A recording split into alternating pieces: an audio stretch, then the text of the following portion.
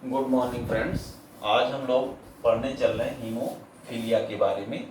तो हीमोफीलिया जो होता है यह एक अनुवांशिक रोग है। अनुवांशिक रोग का मतलब होता है कि ऐसा रोग है जो माता पिता से उनके बच्चों में होता रहता है। इसको हम लोग अनुवांशिक रोग के नाम से जानते हैं। अब इसको किन किन नामों से जाना जाता है ये देख लेते हैं। तो हीमोफीलिया को जो है रक्त श्रावण रोग या ब्लीडर डिजीज के नाम से जाना जाता है। क्योंकि इसको ब्लीडर डिजीज नाम से क्यों जानते हैं? सामान्य जो व्यक्ति होता है अगर उसके शरीर में कहीं कट जाए या चोट लग जाए तो 5 से 6 मिनट के अंदर उसका रक्त जो है जम जाता है। 5 से 6 मिनट में रक्त जम जाता है, यानी ब्लड क्लॉट कर जाता है, जिससे रक्त का बहना बंद हो जाता है। परंतु जिस व्यक्ति को हीमोफीलिया रोग हुआ है उस व्यक्ति में काफी समय तक रक्त नहीं जमता है, जिससे जो है ज्यादा उसका रक्त स्राव होने लगता है और व्यक्ति की मृत्यु भी हो सकती है। इसमें रक्त जो है ज्यादा समय तक बहता रहता है, जमता नहीं, इसीलिए इसको ब्लीडर डिजीज कहते हैं। अब इसके बाद इसका एक और नाम है शाही रोग। इसको शाही रोग क्यों कहा गया है? क्योंकि इस रोग को यह रोग ज्यादातर शाही परिवार में ही देखा गया सबसे पहले। अब इसमें सबसे पहले महारानी विक्टोरिया से इस रोग का प्रारंभ हुआ। महारानी विक्टोरिया परंतु इस रोग की वाहक थी। महारानी विक्टोरिया इस रोग की वाहक थी और महारानी विक्टोरिया से ही उनके वंशजों में धीरे धीरे यह रोग फैलता चला गया। परंतु महारानी विक्टोरिया के माता पिता को यह रोग नहीं था। तो यह अनुमान लगाया जाता है कि महारानी विक्टोरिया में यह रोग जो है जीन म्यूटेशन की वजह से हुआ होगा। अब इसके बाद हम लोग देखते हैं कि महारानी विक्टोरिया के परिवार से धीरे धीरे यह जो है रोग जर्मनी के शाही परिवार में भी पहुंच गया, रसिया के शाही परिवार में भी पहुंच गया और स्पेन के भी शाही परिवार में देखा जाने लगा। इसलिए इसको शाही रोग के नाम से भी जाना जाता है। तो हीमोफीलिया को दो नाम से जाना गया, एक जो है ब्लीडर डिजीज और एक रॉयल डिजीज। अब यह एक लिंग संलग्न रोग है। लिंग संलग्न रोग होने का तात्पर्य है कि मानव में अगर देखा जाए तो 44 ऑटोसोम और अगर XX लिंग गुणसूत्र है तो फीमेल हो गई और 44 प्लस XY है तो मेल हो गया। ये मेल का हो गया कंडीशन, ये मेल है और ये फीमेल है। अब मादा में 44 ऑटोसोम और एक जोड़ा लिंग गुणसूत्र होता है और नर में यानी मेल में 44 ऑटोसोम और एक जोड़ा लिंग गुणसूत्र होता है। तो यह रोग जो होता है वह लिंग संलग्न रोग होने का तात्पर्य है इस रोग के जो जीन होते हैं वो लिंग गुणसूत्र पे उपस्थित होते हैं और इसमें वो भी X लिंग गुणसूत्र पर ही इस रोग के जीन उपस्थित होते हैं। यानी हीमोफीलिया के जो जीन होते हैं वह X लिंग गुणसूत्र पर उपस्थित होते हैं, Y पर उपस्थित नहीं होते हैं। अब इसके बाद हम लोग देखते हैं कि इस रोग की खोज किसने किया था? तो इस रोग की खोज जॉन ऑट्टो ने किया था। तो इतना हम लोग देख लिए कि यह अनुवांशिक रोग है और इसकी खोज जो है जॉन ऑट्टो ने किया था। हाँ, तो देखते हैं आगे कि ब्लड जो है, अब इसमें हीमोफीलिया में ब्लड की क्लॉटिंग नहीं होती है, मतलब रक्त जमता नहीं है कट जाने पर या चोट लगने पर। तो इसका मतलब कुछ न कुछ वजह होगा क्यों नहीं जमता है। तो रक्त के जमाने में कुछ रक्त स्कंदन कारक प्रयोग किए जाते हैं। अगर वही रक्त स्कंदन कारकों की जब रक्त में कमी हो जाती है तो रक्त जमता नहीं है और रक्त निरंतर बहता रहता है। तो उसी आधार पर हम लोग देखते हैं रक्त स्कंदन कारकों की अनुपस्थिति रक्त में होती है। इस की वजह से जो है हीमोफीलिया को हम लोग दो ग्रुप में बांट दिए हैं। तो पहला है हीमोफीलिया ए। हीमोफीलिया को दूसरे नाम से क्लासिकल हीमोफीलिया भी कहा जाता है। हीमोफीलिया ए को क्लासिकल हीमोफीलिया भी कहा जाता है और यह क्लासिकल हीमोफीलिया तब होता है जब रक्त में ब्लड क्लॉटिंग फैक्टर यानी रक्त स्कंदन कारक 8 की कमी होती है। यानी ब्लड क्लॉटिंग फैक्टर 8 अगर ब्लड में उपस्थित नहीं है तो ब्लड नहीं जमता है, तो उसका वजह वह हीमोफीलिया कहलाती है, क्लासिकल हीमोफीलिया। और अगर रक्त में फैक्टर 9 की कमी है यानी ब्लड क्लॉटिंग फैक्टर 9 की अगर कमी होती है तो उस प्रकार के हीमोफीलिया को हम लोग क्रिसमस डिजीज के नाम से भी जानते हैं। क्योंकि ये क्रिसमस डिजीज के नाम से इसलिए जानते हैं कि इस हीमोफीलिया बी की को सबसे पहले स्टीफन क्रिसमस नामक व्यक्ति ने सबसे पहले देखा गया था। तो स्टीफन क्रिसमस नाम के व्यक्ति ने सबसे पहले हीमोफीलिया बी को देखा गया था, इसलिए इसको क्रिसमस डिजीज के नाम से भी जाना जाता है। हाँ, तो अब हम लोग देखते हैं, चूंकि हीमोफीलिया जो है का जीन जो होता है वो लिंग गुणसूत्र पर होता है, तो देखते हैं इसमें क्या केस होगा। 44 ऑटोसोम है अगर, और इसमें एक लिंग गुणसूत्र एक पेयर जो होता है, एक जोड़ा होता है, अगर इस पर इस अवस्था में है तो हम लोग इसको कहते हैं सामान्य मादा। ये सामान्य मादा है, इसको कोई दिक्कत नहीं है, सामान्य मादा है। अब 44 प्लस यक्स, अब हीमोफीलिया के जीन को हम यस से डिनोट कर रहे हैं, और यह यक्स, अब इसको हम लोग कहेंगे जैसे कलर ब्लाइंडनेस में होता है कि कलर ब्लाइंडनेस में जो वो ज़्यादातर जो होता है वो पुरुषों को होता है, महिलाएं उसकी कैरियर होती है, महिलाओं में बहुत कम देखने को मिलता है। उसी तरह इसमें हीमोफीलिया में भी यह जो है यक्स और यक्स है, तो ये हीमोफीलिया के जीन को डिनोट किया गया है। तो इसको हम लोग कहेंगे वाहक स्त्री या वाहक मादा। अगर ये दोनों यक्स लिंग गुणसूत्र पर अगर हीमोफीलिया के जीन आ जाते हैं तो इसी मादा को कहते हैं हीमोफिलिक मादा। तो मादाओं में 3 के सिचुएशन बना। पहले कंडीशन में तो इसको सामान्य मादा कहेंगे, इसको कोई दिक्कत नहीं है। दूसरे कंडीशन में क्या हो गया कि एक एक्स क्रोमोसोम पर हीमोफीलिया का जीन अगर उपस्थित है तो ये मादा होगी, वाहक होगी, और इसका ब्लड अगर इसका शरीर में कहीं चोट लग जाती है, कट जाता है, तो इसका ब्लड क्लॉट कर जाएगा, जम जाएगा, लेकिन यह अगली पीढ़ी में रक्त को इस बीमारी को ले जाती है।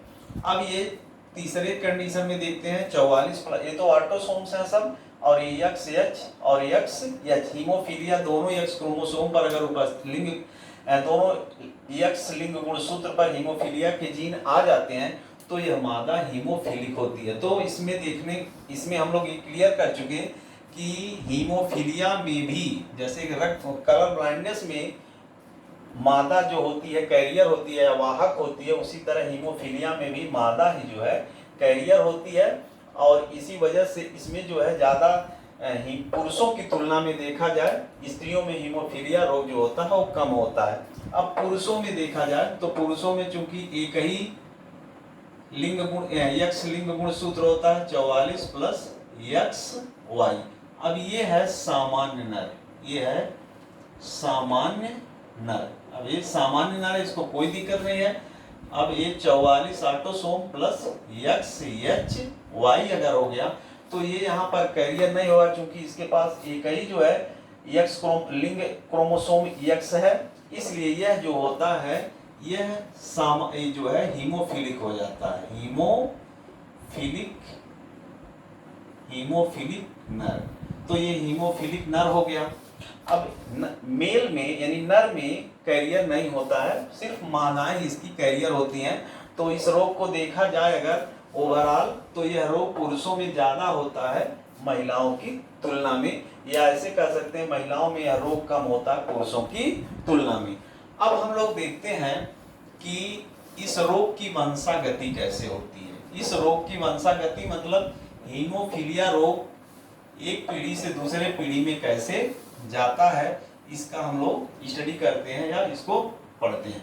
तो अब हम लोग देखेंगे हीमोफीलिया रोग की वंशागति। हाँ, अब हीमोफीलिया की वंशागति में हम लोग देखते हैं केस 1 पहला कंडीशन क्या है। यदि एक सामान्य मादा का विवाह हीमोफिलिक नर से कर दिया जाए तो इनसे जो संतान होंगे उनमें क्या कंडीशन आएगा देखते हैं। वो हीमोफिलिक होंगे कि नहीं होंगे, वाहक होंगे, क्योंकि ये जो है हीमोफीलिया रोग पहले ही हम बता चुके हैं कि यह एक जो है कैसा है, अनुवांशिक रोग है। अनुवांशिक रोग का मतलब होता है कि एक माता पिता से उनके बच्चों में यह रोग आगे बढ़ता चला जाता है। अब इसमें बस यही चीज़ें हैं कि पुरुष जो होते हैं वो कैरियर यानी वाहक नहीं होते हैं और स्त्रियां जो होती हैं इस रोग की वाहक होती हैं।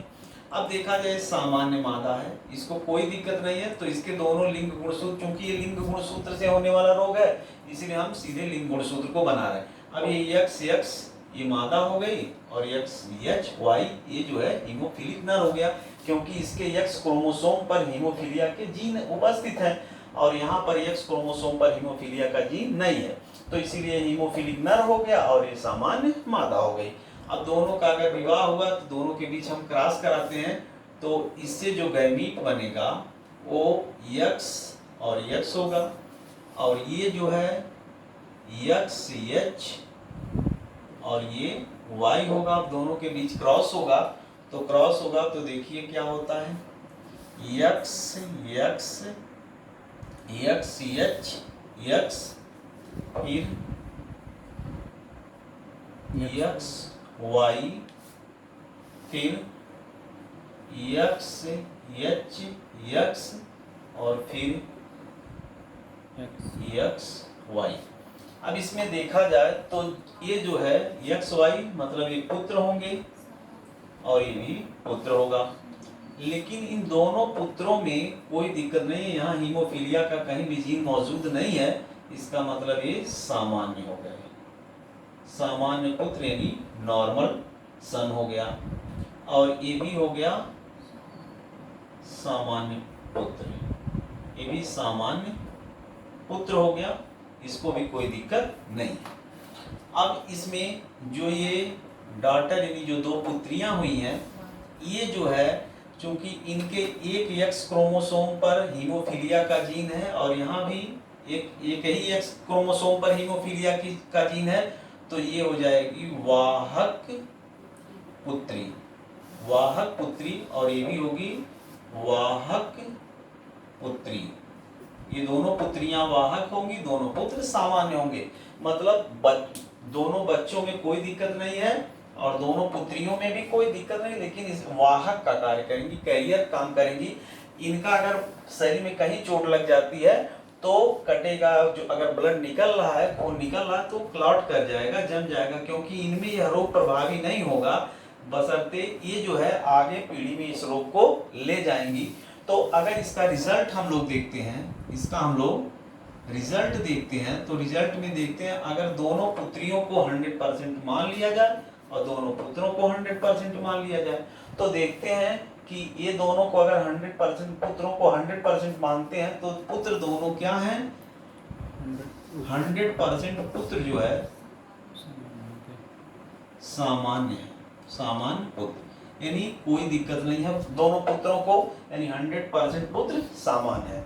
अब इन दोनों अगर पुत्रियों को 100% मान लिया जाए तो दोनों पुत्रियां जो है क्या है, वाहक हैं, तो 100% पुत्रियां जो है इस रोग की वाहक हो जाएंगी, वाहक पुत्री।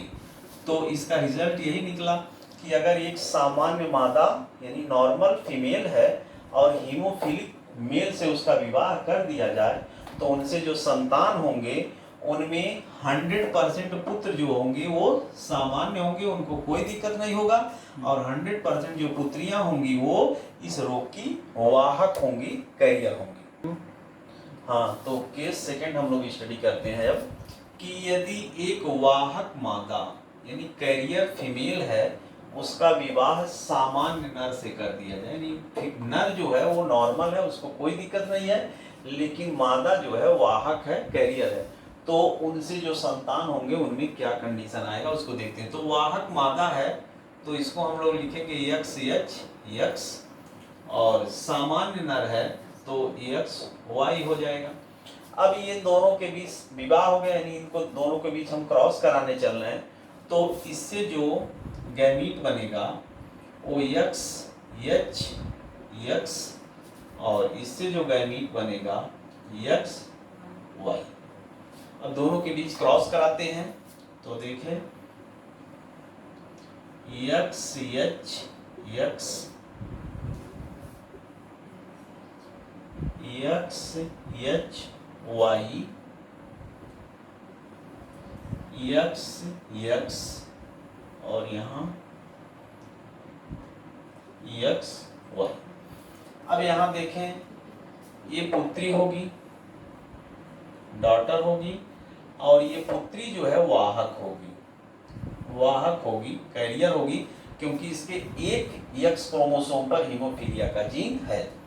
और ये जो पुत्री होगी, इस पे इसके क्रोमोसोम पर हीमोफीलिया का जीन नहीं है, तो ये सामान्य पुत्री होगी, इसको कोई दिक्कत नहीं। और ये पुत्र भी जो है, ये एक्स वाई है, तो ये पुत्र होगा और ये भी सामान्य होगा, सामान्य पुत्र हो गया। और ये एक जो पुत्र होगा वह जो है हीमोफिलिक हो जाएगा, क्योंकि इसमें एक ही एक्स क्रोमोसोम है और उस पर हीमोफीलिया का जीन है, तो ये जो होगा ये हीमोफिलिक हो जाएगा। तो इसको हम लोग कहेंगे हीमोफिलिक पुत्र। तो अब इसका रिजल्ट हम लोग देखते हैं।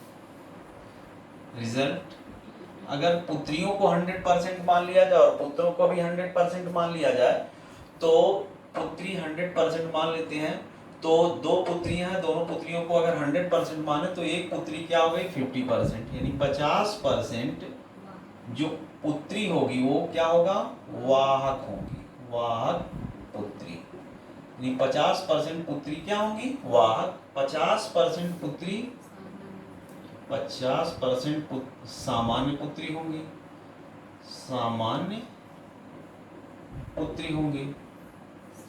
इसी प्रकार अगर पुत्रों को भी दोनों 100% मान लिया जाए, तो एक पुत्र सामान्य है और एक पुत्र हीमोफिलिक है, तो एक पुत्र मतलब 50% हो गया, क्योंकि दोनों को हम 100 मान लिए हैं, तो 50% पुत्र सामान्य पुत्र होंगे और 50% हीमोफिलिक पुत्र होंगे। तो अब ये दूसरा केस में ये हो गया कि अगर एक कैरियर फीमेल है, यानी वाहक मादा है, उसका विवाह सामान्य नर से कर दिया जाए, तो इनसे जो संतान होंगे, जो इनसे पुत्र पुत्रियां होंगी, उसमें 50% पुत्री इस रोग की वाहक होंगी, मतलब कैरियर होंगी, 50% पुत्री सामान्य होंगी, उनको कोई दिक्कत नहीं, 50% पुत्र सामान्य होंगे और 50% पुत्र हीमोफिलिक होंगे।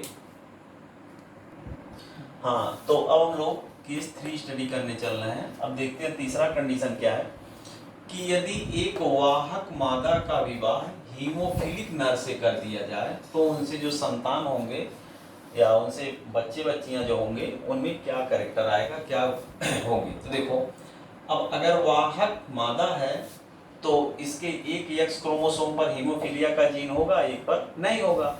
और हीमोफिलिक अगर नर है तो चूंकि उसमें एक ही एक्स क्रोमोसोम होता है, इसलिए उस पर हीमोफीलिया का जीन आ जाता, तो हीमोफिलिक कहलाता है। ये कैरियर हो गई और ये हीमोफिलिक हो गया नर। अब इसको हम अगर इससे देखते हैं तो गैमीट जो बनेगा वो एक्स एच और एक्स बनेगा, और इससे जो गैमीट बनेगा वो भी एक्स एच और वाई बनेगा। अब दोनों के बीच क्रॉस हो रहा है, तो देखते हैं एक्स एच ये हो गया, और ये यहाँ एक्स एच हो गया, और नहीं सॉरी यहाँ गड़बड़ हो गया थोड़ा सा, ये हो गया एक्स एच ये जो है वाहक मादा हो गई, और एक्स एच वाई हीमोफिलिक नर हो गया। अभी गैमीट बनेगा एक्स एच और एक्स, और यहाँ एक्स एच वाई होगा। अब इससे यहाँ का जब क्रॉस होता है तो एक्स एच एक्स हो गया, और यहाँ से हो गया एक्स एच वाई, और इसको यहाँ से क्रॉस होता है जब, तो एक्स एच एक्स हो गया, और यहाँ पर हो गया एक्स वाई। अब ये हो गई, ये पुत्री है, लेकिन इसके दोनों एक्स क्रोमोसोम पर हीमोफीलिया का जीन है, तो ये हो जाएगी हीमोफिलिक हीमोफिलिक पुत्री, ये पुत्री जो है हीमोफिलिक होगी और ये भी पुत्री है, लेकिन इसके एक एक्स क्रोमोसोम पर हीमोफीलिया का जीन है, तो ये वाहक यानी कैरियर वाहक पुत्री होगी। और यहाँ पुत्र जो होगा उसमें यहाँ पर एक्स क्रोमोसोम पर हीमोफीलिया का जीन नहीं है, तो ये हो जाएगा सामान्य पुत्र। ये पुत्र सामान्य होगा, लेकिन ये पुत्र जो है हीमोफिलिक होगा, हीमोफिलिक होगा। ये हीमोफिलिक पुत्र हो गया, पुत्र हो गया। अब इसका रिजल्ट देखते हैं, इसका रिजल्ट क्या होगा। इसमें अगर हम वही जो है टोटल पुत्रियों को 100% मान लेते हैं, तो 2 पुत्रियां हैं, दोनों को 100% मान लेते हैं, तो 50% पुत्री जो है हीमोफिलिक होगी, हीमोफिलिक पुत्री 50% होगी और 50% पुत्री वाहक होंगी, 50% पुत्री वाहक पुत्री होंगी, वाहक। और पुत्रों को अगर 100% मान लेते हैं, तो टोटल 100% पुत्रों को मानते हैं, तो 50% पुत्र जो है 50% पुत्र सामान्य होंगे, यानी सामान्य पुत्र और 50% हीमोफिलिक